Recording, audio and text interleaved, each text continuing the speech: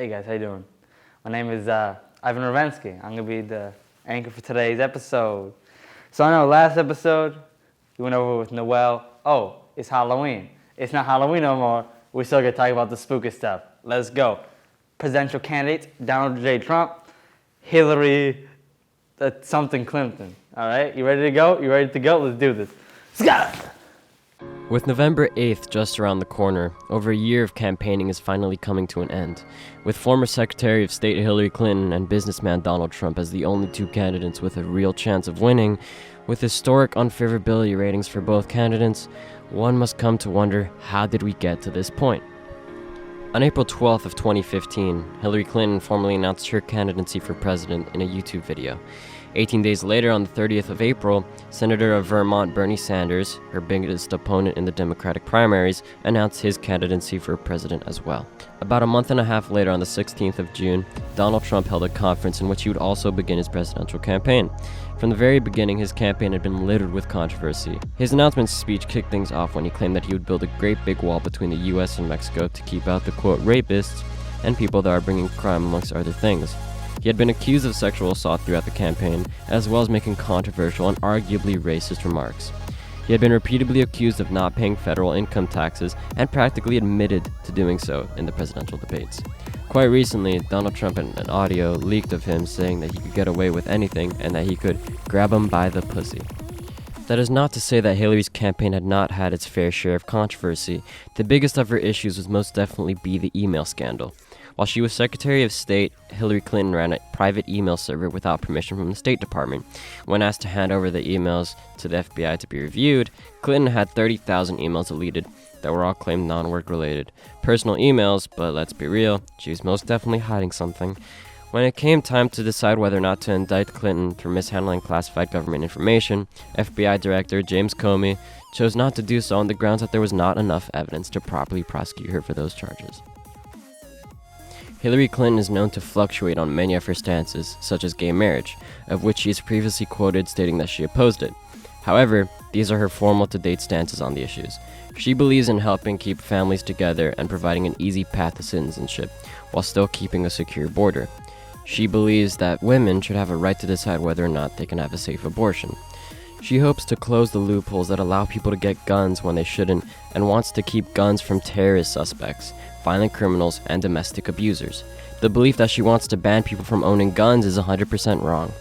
She wants to keep our military top-notch and a no-fly zone of parts of Syria. She believes in maintaining the right of marriage for gay marriage. She wants to raise minimum wage. She wants to invest in green energy. As for Trump, his positions contrast greatly with Hillary's.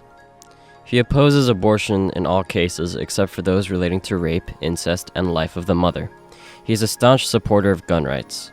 On foreign policy, he will crack down on Islamic terrorist groups, end the Iranian nuclear deal, and impose a temporary ban on Muslims entering the country.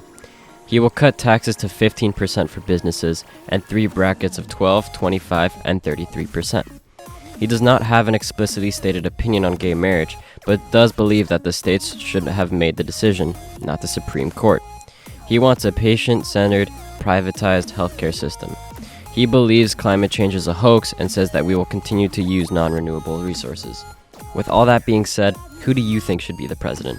Leave a comment below stating on who do you think would be better for our country. Remember, whoever wins on November 8th will be our president for possibly the next 8 years.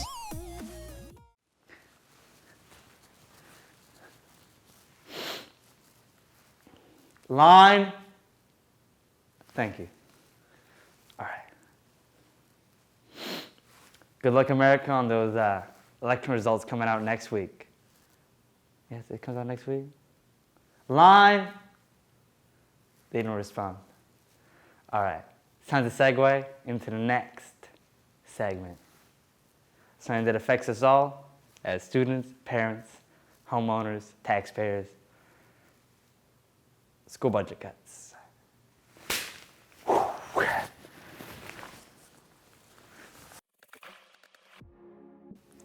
Hey, what's up, guys? Today we will talk about the current state of most of the schools in the Miami-Dade County. As it appears to be, each one of us seem to be the victims of budget cuts. Budget cuts are the reason most of us are getting a below-average education. Our claustrophobic and unorganized fine arts department is a great example of this. First off, the fine arts department is not as fine as it used to be. For example, each student of the guitar program of Beach High has to pay a whopping $20 in exchange for damaged guitars and moldy cases. The same teacher that teaches the honors and AP music theory classes, band 1 through 5, and jazz band 1 through 4 now has to deal with the orchestra class as well.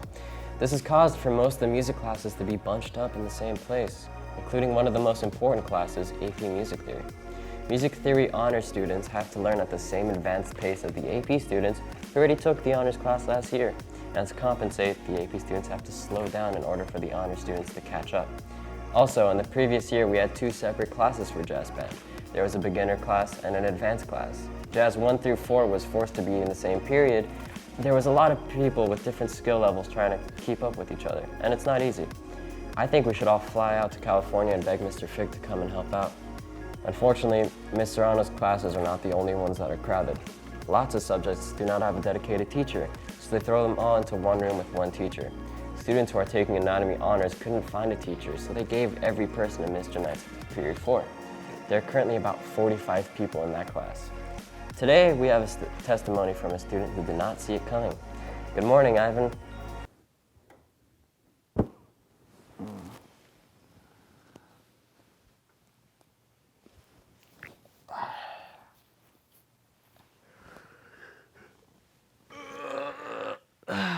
Good morning.